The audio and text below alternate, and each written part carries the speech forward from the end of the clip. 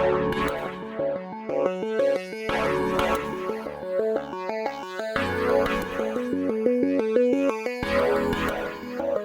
evening, everybody. Thanks very much for coming along.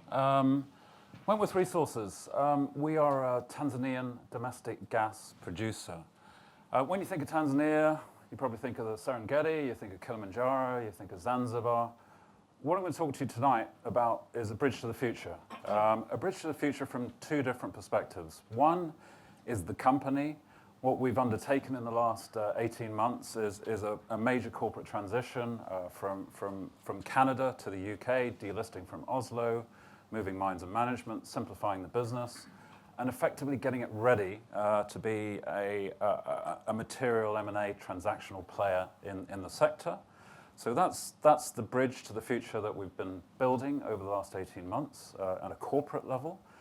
At a country level in Tanzania, what I'm going to take you through this evening is the very unusual kind of macro environment in Tanzania, and it's one with a population that is young, that is booming dramatically, and that is hungry for energy. There are two suppliers in country, ourselves and the other asset in country, Songo Songo. We have Mnazi Bay. Those two providers basically are the only opportunities that the Tanzanians have over the next 4 or 5 years to provide energy for this growing population. And I'm going to kind of take you through what that actually means bottom line to the company and to the shareholders.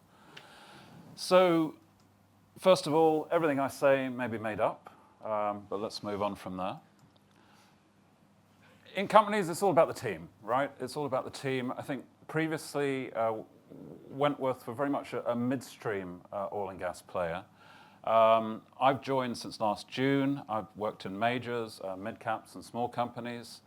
We have a blend of old and new with Catherine Rowe, our Chief Financial Officer, and Rich Tainton, our Country Manager in Tanzania. So they have that corporate knowledge kind of embedded in their genes and their understanding of the past. And they're obviously very critically, Richard, a South African national, has been in Tanzania now for 8 years, understands the landscape intrinsically and at very broad and deep perspective. Cameron and myself, we are both technical guys by background. I'm a geophysicist. Cameron is a geologist petrophysicist. We worked together in Apache, which was a big American company all about sweating the margins. The critical thing was the board has also been refreshed. It's basically a startup company. As of February this year, February the 13th, we delisted from the Oslo Stock Exchange. We're now solely listed on AIM. And the company has basically been set up to grow. I'm going to talk to you today about our core producing asset in Tanzania, but that's not enough. We need more, and I'll explain to you what we're doing in that regard. First, a few kind of context-setting points on Tanzania. 3 kind of columns here. If I start you on the left, a lot of you probably are not aware of what's going on in Tanzania. Over the last 2 or 3 years, they've had a new president, Magufuli, John P. Magufuli, an ex-chemistry teacher, ex-ministry of kind of infrastructure and projects. He has promulgated a much more centralized protectionist kind of environment in terms of his political views and how he manages in investment opportunities in the country. Now, most people might say, oh God, that's a bit of a nightmare, and you might have heard of acacia mining, you know, and there's all sorts of things going on. But very intriguingly and interestingly, the domestic gas part of the landscape remains relatively untouched because the demand is such that the suppliers have the leverage in the system. And that is critical in terms of the macroeconomic backdrop, and that's what I'll talk to you about through the talk today. And the second point down on the bottom left there is that this demographic dividend, one of the fascinating facts on Dar es Salaam in particular, 6 or 7 million people today. It's forecast to grow to 100 million people by the end of the century. It's going to be the 3rd largest megacity in the world after Lagos and Kinshasa. It's an increasingly urbanized population in Tanzania. I think I heard Dimitri talk about India growing rapidly. Tanzania is still growing very, very rapidly, 6-7% GDP growth per annum. And you've got this massive, massive young population. The median age is 18. It's quite extraordinary. most families have around 5 to 6 children, and these are all young kids, young people who are desperate for energy, desperate to make a difference, and they are coming through the system over the next 15 years or so. And that is the burgeoning middle class that will enter the system, and they will demand energy. So where is the energy? So there's 2 sources. So there's onshore, there's offshore. Offshore you'll have heard about, perhaps the big LNG project with Equinor and Shell, Linde LNG, I'll talk briefly about that. That's currently in host government agreement negotiation stage. It's taking an inordinate amount of time to get from that commercial kind of agreed position to actual execution of those projects. World-class resource, 43 TCF, but they're not going to be able to come on stream and actually deliver revenue to the people of Tanzania probably for an 8, 9, 10 years from now. The onshore, around 3 TCF, between ourselves, Mnazi Bay, and Songo Songo, is producing today. There are only 2 producers in country, and I can't emphasize that enough. It's an extremely unusual situation. And even more so, Tanzania is very unique in that it has infrastructure. It has gas-to-power plants in Dar es Salaam, and it has a national pipeline, a 490-kilometer pipeline from our asset to the capital, built by the Chinese at a cost of 1.2 billion. It has a flow potential of around 765 million cubic feet a day and is only about 20% utilized currently. So huge, huge potential to fill that system. Okay. So what is the potential in country? At the moment, domestic gas supplies about 55% of the energy needs in the country. The energy needs in the country total about 1,500 megawatts. There's about 60 million people in Tanzania, 1,500 megawatts. If you compare that to South Africa, about 60 million people, 46,000 megawatts. So significantly larger. You can see the room to move. The reserves and resources. So on the left histogram, all of the blue bars represent all of the offshore discoveries that are basically contributors to the future LNG project in Linde with Equinor and Shell. As I said, nothing has really started there. That's 10 years away before you physically, tangibly see the benefit of those projects. So that leaves you with Songo Songo, with Mnazi Bay, and Notoria. A lot of you will have heard of Aminex. One of the problems in the country is that it's really tough to get your agreement signed, to get moving, to get traction, to get momentum. One of the things Aminex are struggling with is an extension on their permit so they can drill an appraisal well, so they can bring Notoria on stream. So they're not really a competitor today for ourselves and for Songo Songo. So Mnazi Bay and Songo Songo, 2 producing assets in country. To the right just shows you the future potential, and one you can see on the right is the pipeline from Mnazi Bay through to Dar es Salaam. The green blocks are basically all the open acreage in country. I mean, it's actually phenomenal what the remaining exploration potential is in country. But folks aren't prepared to risk going into the country at this point because the landscape is, for newcomers, is not seen as particularly fruitful because they see the LNG projects as being stalled offshore. So they're not seeing encouraging kind of fiscal landscape in terms of investing. But again, that doesn't impact the 2 producers in country. It doesn't impact the huge demand that is coming at us, the tsunami of demand that is coming at us. And that tsunami, that domestic gas demand that is modeled by TPDC, the Tanzanian State National Oil Company, is around 19 TCF from now or from 2017 to 2045. I mean, it's a phenomenal amount of energy requirement that they need just solely from gas. The Tanzanians are obviously trying to diversify their position. They're looking at alternative solutions, particularly hydroelectric, and you may have seen in the newspapers, Stiegler's Gorge in the Rufiji, which is a 2,000 megawatt power project. But again, that's 7, 8, 9 years off with all the best intent. And it's in a World Heritage Site. It's not going to happen in a hurry. So really, it really is a supply-demand story. 2 suppliers, phenomenal demand. Where do we sit in that? Where does Wentworth sit in that? We're producing gross about 85 to 90 million cubic feet a day. Net, it's about 4,500 barrels a day equivalent. A key supplier, as I've said, Revenues of the order of $17 to $20 million a year. We're net cash currently. We will be zero debt in January of next year. On a reserves basis, we have about 100 BCF, which is about 17 million barrels oil equivalent. But more importantly, about 1.5 TCF potential on the asset Mnazi Bay itself. So there's a lot of running room, a lot of low-hanging fruit to really chase after and add value to the asset. On an MPV 15 discounted basis, the value of the asset to Wentworth around 106 million. Today, we're valued in the market, AIM, at around $56 million. So a substantive discount to our core NAV. But yet, we have very robust fundamentals. Our 2019 estimated price over free cash flow is around 1.9. And as I said, sub 50% discount to core NAV. Unusually, amongst our AIM E&P peers, we have and are very fortunate to have a very strong and robust institutional shareholding on the roster. Vitol, AXA, Sustainable Capital, Invesco, and Fidelity are all on our roster.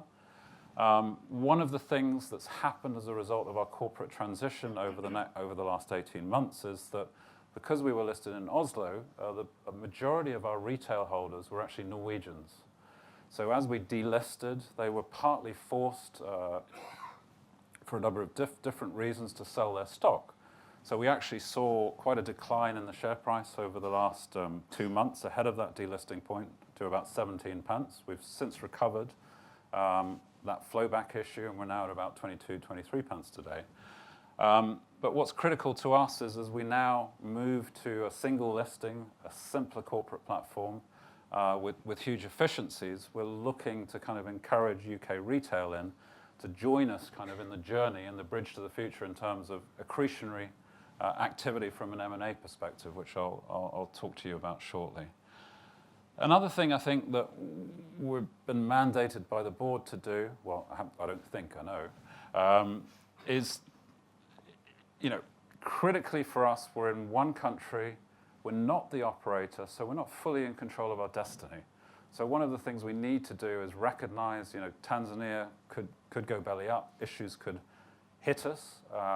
They haven't to date because we've differentiated ourselves by our relationships to the parastatals and to the various government stakeholders and so on and so forth.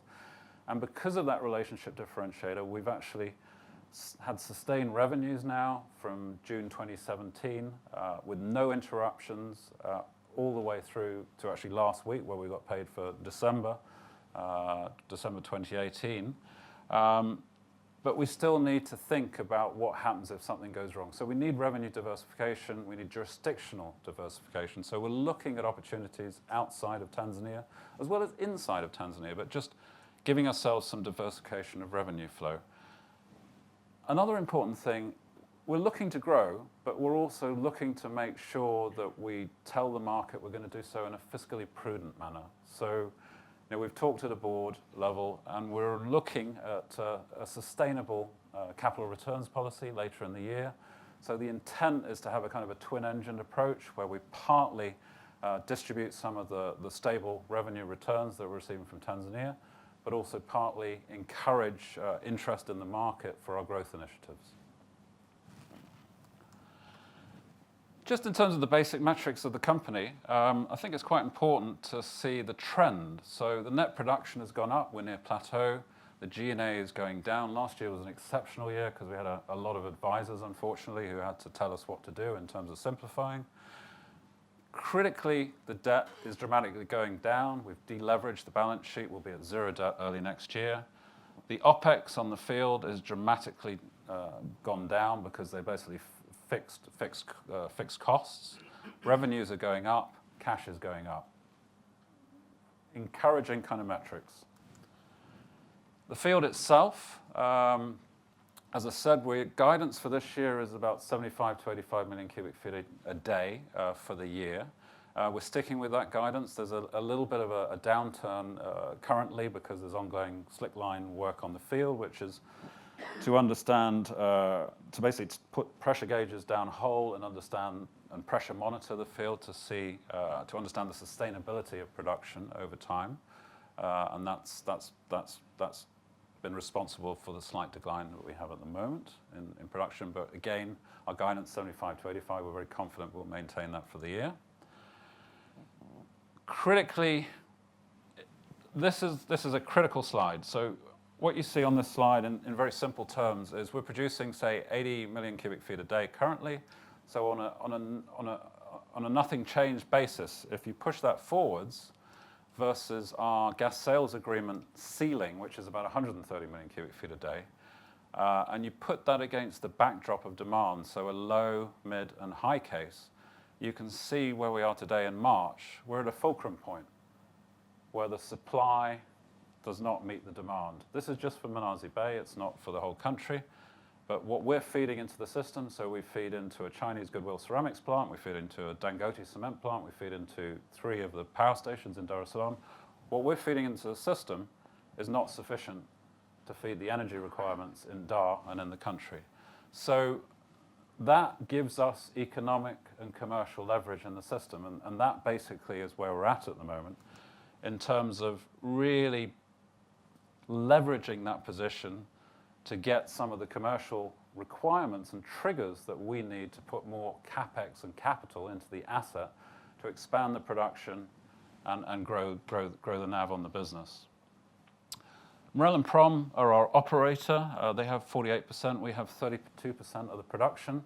Marel and Prom were taken over by Pertamina a couple of years ago, Indonesian state oil company. It's only 7% of Marel and Prom's asset portfolio. It's very non-core to Marel and Prom. They're a super operator, but it's non-core.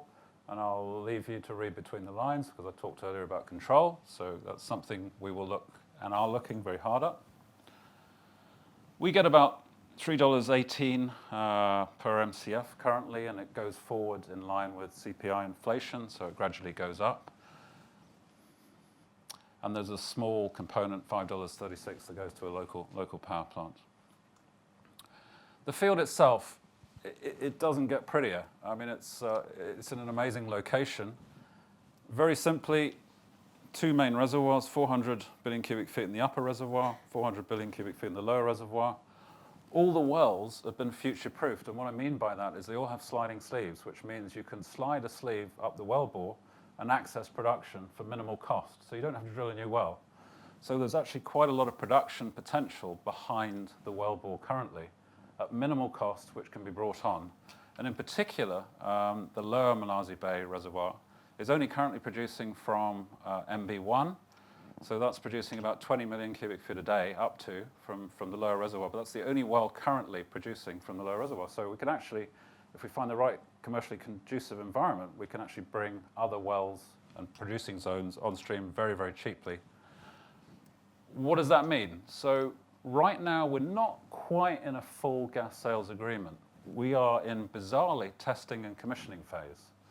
So I was in Dodoma, the capital of Tanzania, last week, just talking with the Deputy Energy Minister. One of the key things for us is getting beyond commercial operations date into a full GSA, because what that does is allow us bankability on the asset, allows us to cash collateralize our value in the asset and potentially take a reserves-based loan, which then obviously we can utilize to grow the business either internally in country or outside. There are a few minor kind of hiccups that we're talking with the government on.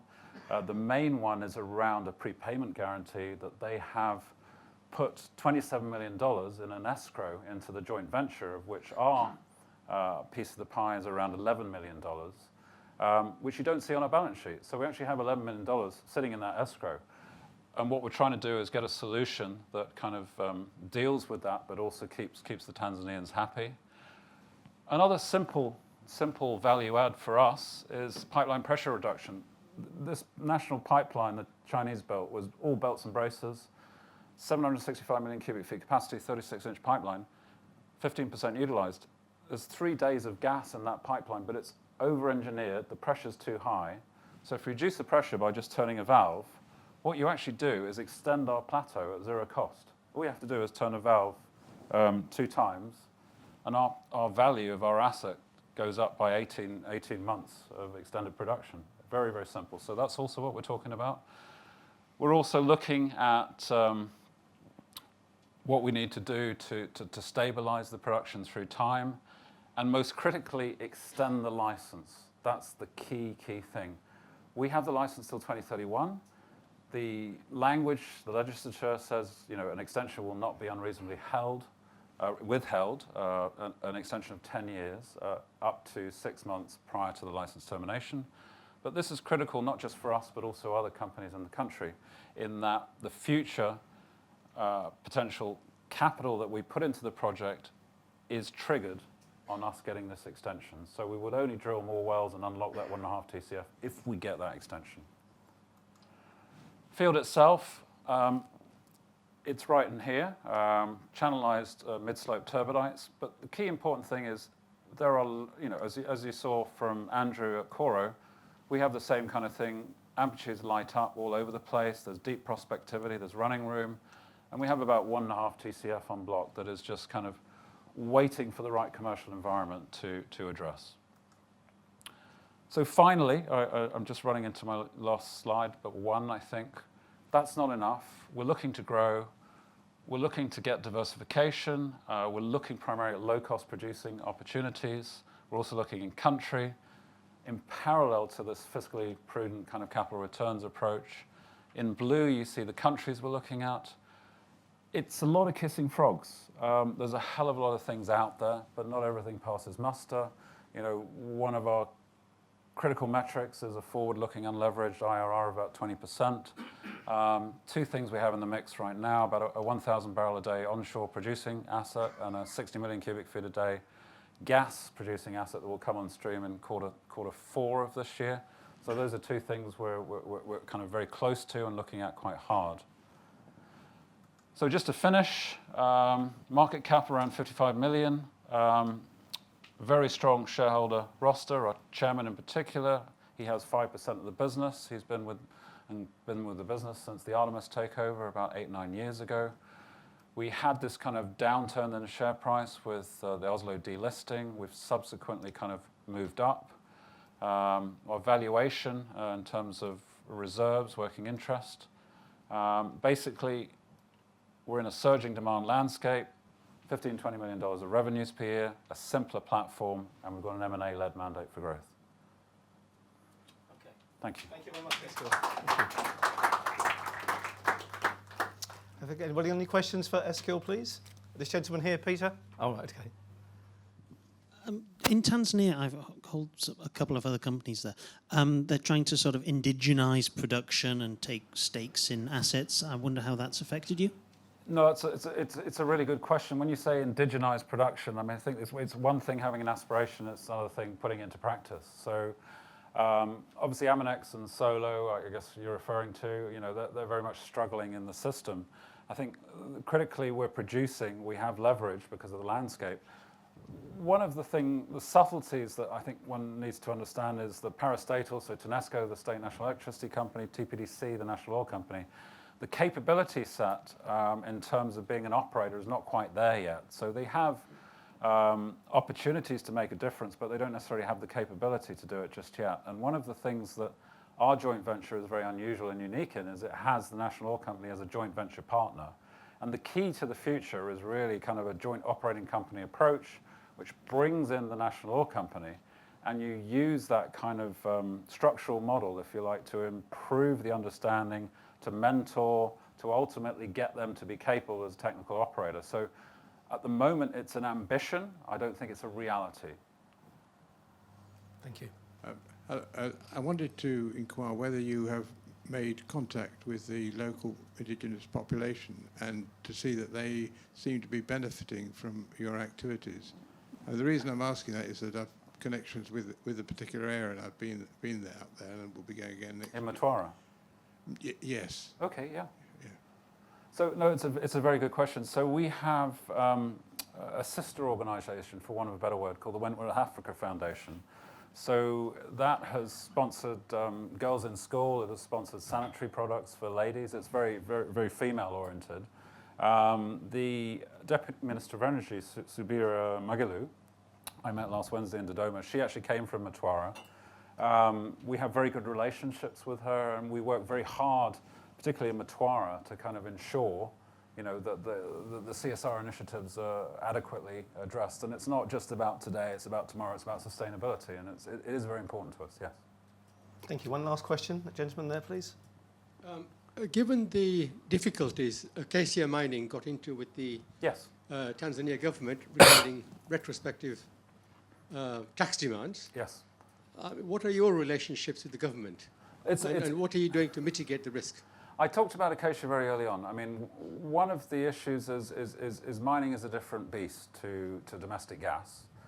We've got a captive market that's growing dramatically. So we're in a very unique position, as I said, with two producers. Our cultural corporate ethos is one where, in Kiswahili, you say pole pole. It's slowly, right? So you basically are very polite, you're very gracious, you are aligned with the governmental kind of and the parastatal perspectives, but you don't intervene, you don't intercede, you don't get angry. You're there to align and not to educate. And I think there's a very fine line when you talk to the Tanzanians, who are very proud people, but they're Maoists in one sense, right? So you have to kind of find a solution that works for them in a collective sense, and that is one that is founded on open and honest, transparent dialogue, and one that, shows to them that we are not raping the system, we are taking our fair share, but the government netback take for the PSA that we are on is about 85%. So, we certainly spend a lot of time with the government. We have an office in Tanzania with 10 local staff, high local content. One particular guy, Abagasto, he spends 90% of his time on doorsteps and talking and finding solutions. So it's a big thing for us. You have to be there at the doorstep, face to face, listening, learning, and working together. That's great. Thank you very much, Eskil.